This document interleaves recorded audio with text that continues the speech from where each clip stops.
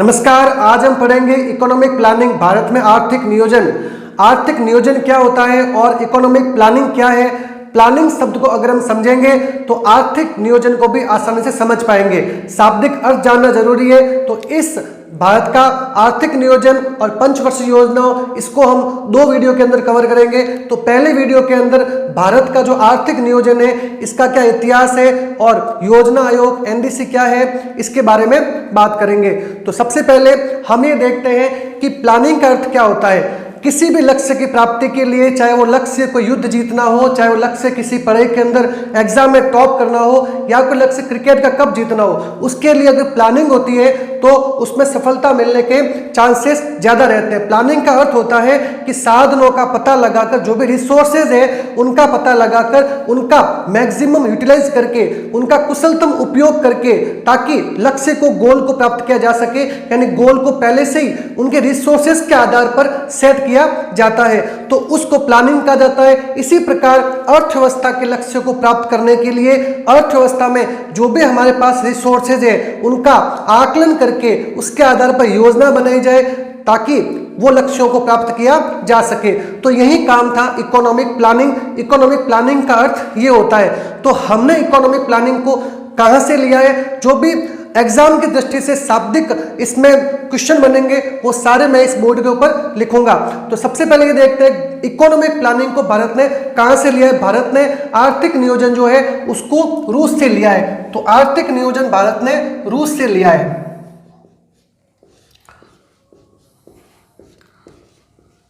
तो एक क्वेश्चन हमारा ये बन गया, भारत ने आर्थिक नियोजन को रूस से लिया है। अब आर्थिक नियोजन जो है उसके जनक कौन कहे जाते हैं। भारत में आर्थिक नियोजन जो है उसके जनक जवाहरलाल नेहरू कहे जाते हैं। तो जवाहरलाल नेहरू को आर्थिक नियोजन का जनक कहा जाता है। और अगर आपको ये पूछा जाए कि भारत के अंदर आर्थिक सुधारों के जनक कौन है, तो भारत में आर्थिक सुधारों के जनक डॉक्टर मनमोहन सिंह को कहते हैं। तो जवाहरलाल नेहरू जो है उन्हें जनक कहा जाता है, आर्थिक नियोजन का जनक कहा जाता है। तो ये दो क्वेश्चन हमारे एग्जाम की दृष्टि से कवर हुए। उसके बाद में इस आर्थिक नियोजन का इतिहास क्या है। सबसे पहले 1934 के अंदर विश्वेश्वरैया की पुस्तक आई थी, प्लान फॉर इकोनॉमी।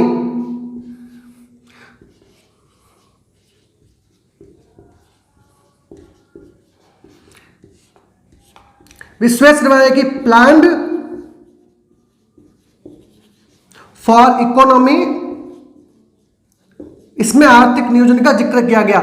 इसके पश्चात 1938 के हरिपुरा अधिवेशन में सुभाष चंद्र बोस के द्वारा, जिस समय सुभाष चंद्र बोस अध्यक्ष थे, उस समय राष्ट्रीय आयोजन समिति की स्थापना की गई और राष्ट्रीय आयोजन समिति गठित की गई और इसके अध्यक्ष बने जवाहरलाल नेहरू। और उस समय जवाहरलाल नेहरू जो है वो, और कालांतर के अंदर जब ये भारत के पहले प्राइम मिनिस्टर बनते हैं, तब ये योजना आयोग के अध्यक्ष बनते हैं। तो इसी प्रकार इनको भारत के राष्ट्रीय नियोजन का, जो आर्थिक नियोजन है, उसका अध्यक्ष कहा जाता है। तो प्लान फॉर इकोनॉमी के बाद में जवाहरलाल नेहरू अध्यक्ष थे। उस समय 1938 के अंदर राष्ट्रीय आयोजन समिति गठित हुई।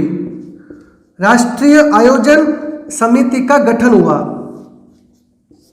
इसके बाद में 1943 के अंदर श्री मन नारायण ने गांधीवादी योजना तैयार की। तो 1943 के अंदर श्री मन नारायण की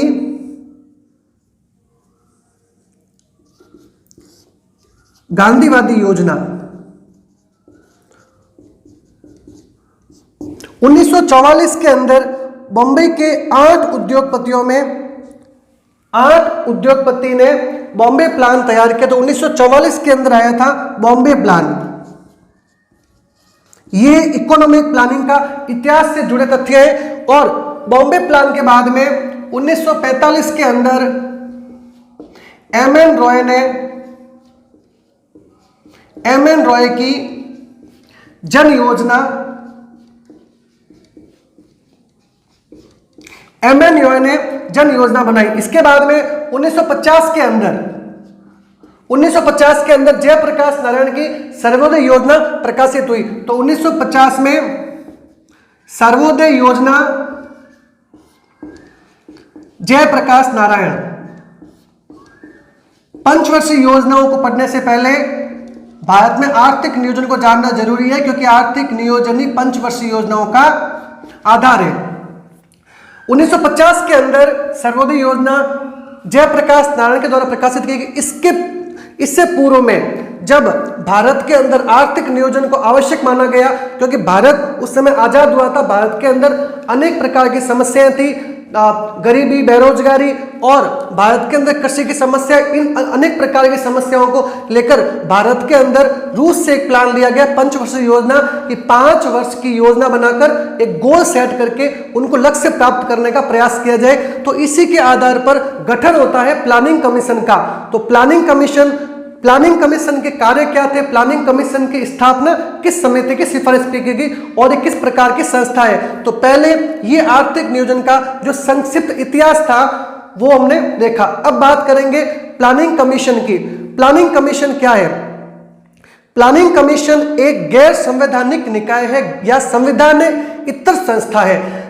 गैर संवैधानिक वो निकाय होता है, संविधान के 395 आर्टिकल जो है उन आर्टिकल्स के अंदर यदि किसी संस्था का उल्लेख, संवैधानिक संस्था का उल्लेख नहीं है, तो इस प्रकार वित्त आयोग का अनुच्छेद 280 के अंदर उल्लेख है, तो इस प्रकार योजना आयोग का उल्लेख संविधान में नहीं है। अर्थात ये एक संवैधानिक संस्था नहीं है, ये एक मंत्रिमंडलीय, केंद्रीय मंत्रिमंडल प्रस्ताव के द्वारा बनाई गई एक संस्था है और इसे संविधानेतर संस्था कहा जाता है। अर्थात संविधान से इतर यानी एक संवैधानिक नहीं है, संविधान से अलग संस्था है। उसके पश्चात ये एक परामर्शदात्री और सलाहकारी संस्था है, यानी योजना आयोग जो है वो एक गैर संवैधानिक, संविधानेतर एक परामर्शदात्री सलाहकारी संस्था है। ये तो होगी संविधान किस प्रकार की संस्था है। अब योजना आयोग जो है उसकी स्थापना किस समिति की सिफारिश के आधार पर की गई थी? तो केसी नियोगी समिति की सिफारिश के आधार पर 15 मार्च 1950 को प्लानिंग कमीशन अर्थात योजना आयोग की स्थापना की गई थी और इस योजना आयोग को ये कार्य सौंपे गए कि आप देश के अंदर जितने भी रिसोर्सेज है, जितने भी जन समूह है, जो उसके आधार पर एक 5 वर्षों की प्लानिंग आपको तैयार करनी है और इसका मुख्य कार्य था देश के अंदर रिसोर्सेज का आकलन करके 5 वर्ष की प्लानिंग तैयार करके सरकार के समक्ष प्रस्तुत करना। अब प्लानिंग कमीशन की स्थापना और प्लानिंग कमीशन से जुड़े तथ्य जो है उसके बारे में एक बार लिख लेते हैं। प्लानिंग कमीशन जो है योजना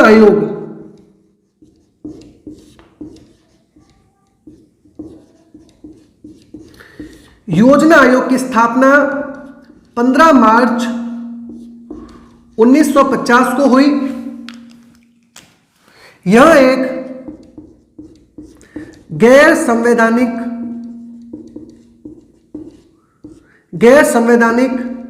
या कह सकते हैं संवैधानेतर यानी कि संविधान से इतर अलग संस्था है और परामर्शदात्री संस्था है, जिसका गठन केंद्रीय मंत्रिमंडल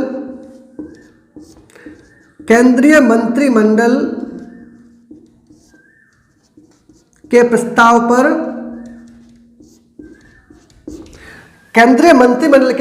पर किस समिति के द्वारा किया गया है? तो केसी नियोगी समिति के द्वारा किया गया है। केसी नियोगी समिति के द्वारा इसका सिफारिश पर इसका गठन किया गया है।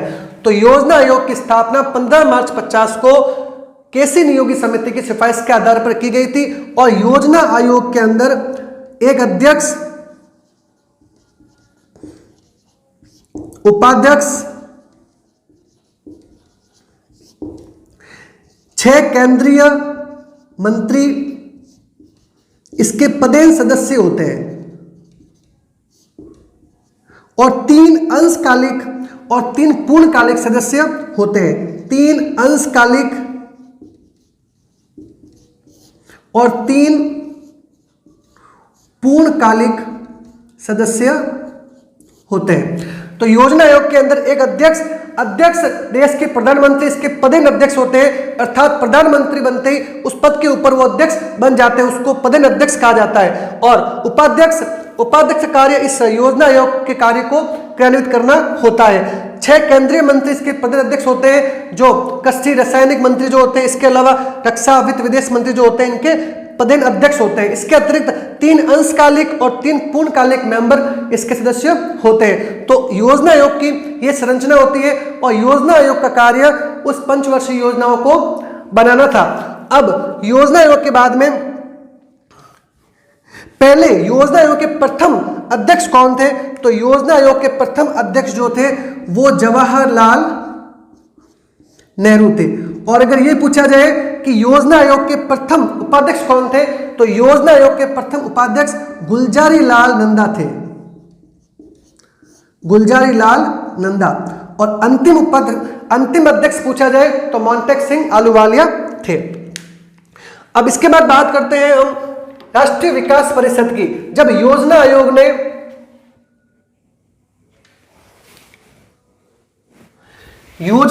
ने जब पंचवर्षीय योजना बनाई, उसके पश्चात इस संस्था का निर्माण एक योजना बनाने के लिए किया गया था और देश के अंदर जो हालात थे, समस्याएं थी, उन पर निजात पाने के लक्ष्य की प्राप्ति के लिए किया गया था। लेकिन इसको किस लिए समाप्त किया गया था, इसका अध्ययन हम नीति आयोग की जब बात करेंगे तो उसके अंदर करेंगे। तो लेकिन पहले जानते हैं कि एनडीसी की स्थापना क्यों की गई थी। राष्ट्रीय विकास परिषद, राष्ट्रीय विकास परिषद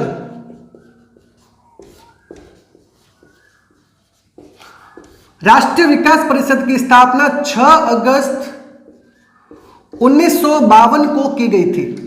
राष्ट्रीय विकास परिषद की स्थापना 6 अगस्त 1952 को इसलिए की गई थी क्योंकि प्लानिंग कमीशन जो था उसमें हम देखते हैं कि केंद्र सरकार का अधिक भूमिका थी राज्यों की सहभागिता प्राप्त करने के लिए, क्योंकि हमारे देश में संघीय सरकार है, इसीलिए राज्यों की सहभागिता के लिए राष्ट्रीय विकास परिषद की स्थापना की गई। और उस समय राष्ट्रीय विकास परिषद के अंदर प्राइम मिनिस्टर अर्थात प्रधानमंत्री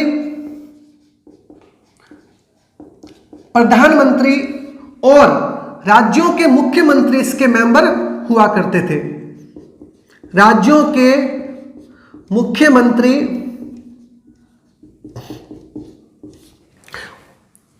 इसके बाद में, लेकिन 1969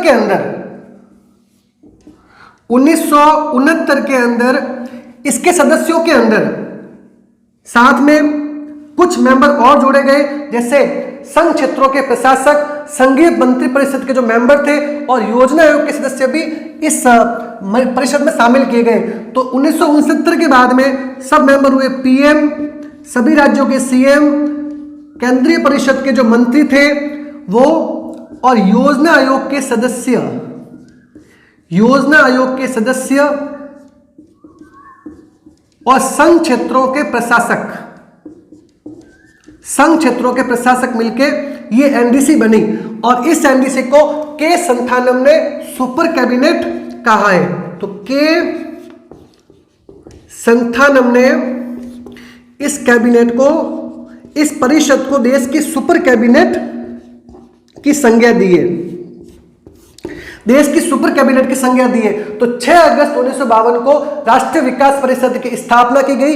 इसकी स्थापना राज्यों की सहभागिता लेने के लिए की गई। और यह क्या करती है, जो पंचवर्षीय योजनाओं का निर्माण योजना आयोग करता है, उन पंचवर्षीय योजनाओं को अनुमोदन राष्ट्रीय विकास परिषद करती है। इसमें वो अनेक प्रकार की सलाह दे सकती है और वो सलाह मानना योजना आयोग के लिए बाध्यकारी होता है, लेकिन अंतिम निर्णय उसमें संसद का होता है। लेकिन इसकी सिफारिश को मानना योजना आयोग को बाध्यकारी है। तो इससे हम जान सकते हैं कि ये पावरफुल योजना आयोग से ज्यादा थी।